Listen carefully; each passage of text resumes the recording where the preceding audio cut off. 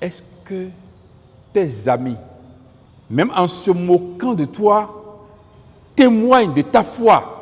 Oui, lui, il ne prend jamais l'alcool. Lui, il ne cherche pas les femmes.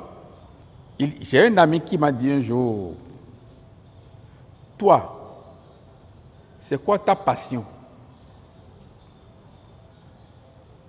Tu ne cherches pas les femmes, tu ne vas pas en boîte et tu ne bois pas. Alors c'est quoi ta passion? Et je lui ai répondu, mon frère, mon ami, ma passion, c'est d'annoncer l'évangile du Christ. Et il a dit, c'est vrai. Et cela se passait dans les années 2012-2014, où je n'ai même pas encore commencé par réaliser cette émission. Bien-aimés dans le Seigneur, chers amis de l'émission, ce qu'il faut savoir. Nous sommes très heureux de nous retrouver encore une fois en votre compagnie pour vous demander, est-ce que le témoignage de Christ est établi en vous? Est-ce qu'au-dedans de vous-même, vous avez le témoignage du Christ? Alors, l'apôtre Paul a écrit aux Corinthiens dans sa première lettre, 1 Corinthiens chapitre 1, du verset 4 au verset 8, ceci. « Je rends à mon Dieu de continuelles actions de grâce à votre sujet pour la grâce de Dieu qui vous a été accordée en Jésus-Christ. Car en lui, vous avez été comblés de toutes les richesses qui concernent la parole et la connaissance et le témoignage de Christ ayant été solidement établi parmi vous, de sorte qu'il ne vous manque aucun don dans l'attente où vous êtes de la manifestation de notre Seigneur Jésus-Christ. Il vous affermira aussi jusqu'à la fin pour que vous soyez irréprochables au jour de notre Seigneur Jésus-Christ. » L'apôtre Paul rend des actions de grâce à Dieu au sujet de ceux qui ont cru au message du salut qu'il annonce. C'est-à-dire, ils ont accepté donc que la parole les touche, que la parole les modèle, que la parole les transforme, que la parole soit leur vie désormais. Ils doivent constater une différence entre leur vie d'aujourd'hui et la vie d'hier. Est-ce que tu as le témoignage de Christ en toi? Est-ce que tes amis, même en se moquant de toi, témoignent de ta foi? Oui, lui, il ne prend jamais l'alcool. Lui, il ne cherche pas les femmes. Lui, et ainsi de suite. J'ai un ami qui m'a dit un jour, toi, c'est quoi ta passion? Tu ne cherches pas les femmes, tu ne vas pas en boîte et tu ne bois pas. Alors c'est quoi ta passion? Et je lui ai répondu, mon frère, mon ami, ma passion, c'est d'annoncer l'évangile du Christ. Et il a dit, c'est vrai. Et cela se passait dans les années 2012-2014, où je n'ai même pas encore commencé par réaliser cette émission.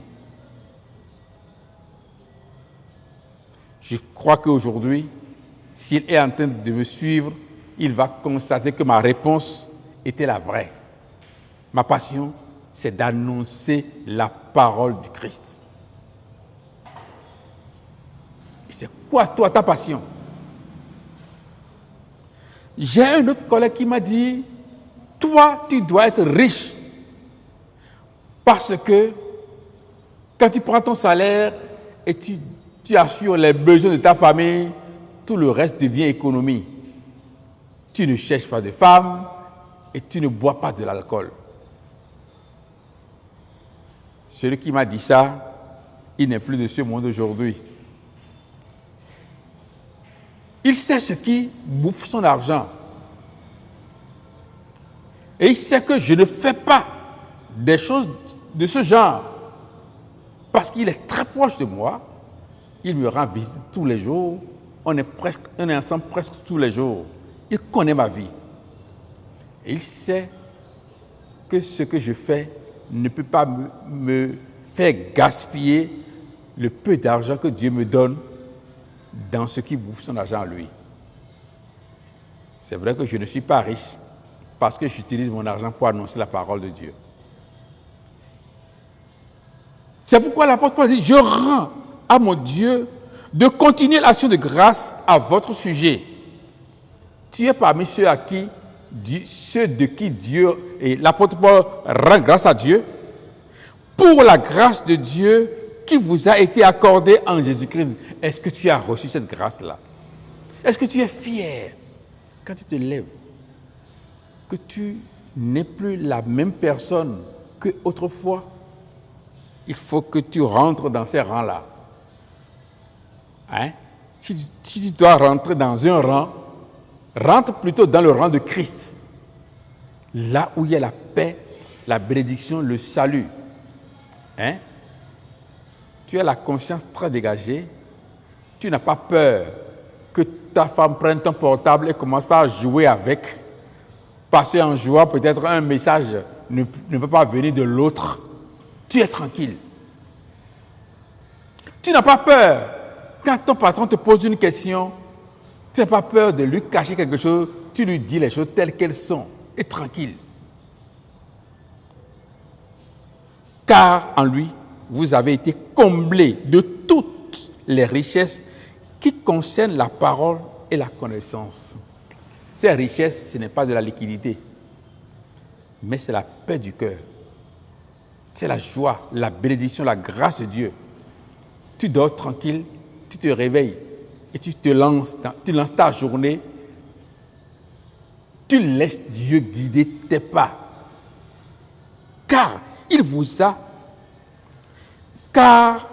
en lui, vous avez été comblés de toutes les richesses qui concernent la parole et la connaissance.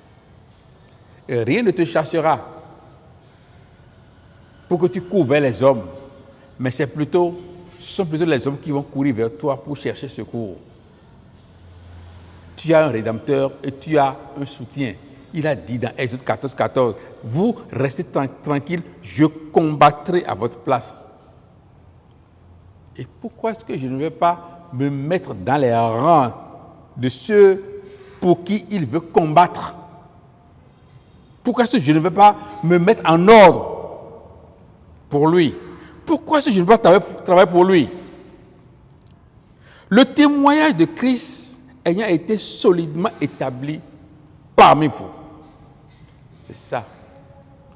C'est lorsque on vit Christ qu'on a des témoignages à faire. Quand vous avez des choses qui éprouvent votre foi, vous surmontez, cela devient un témoignage que vous allez rendre aux hommes pour les édifier, pour les aider. De sorte qu'il ne vous manque aucun don. Dans l'attente où vous êtes de la manifestation de notre Seigneur Jésus-Christ. Aucun don ne nous manquera. Parmi nous, il y a des gens qui guérissent les malades. Parmi nous, il y a des gens qui ont le don de la prophétie.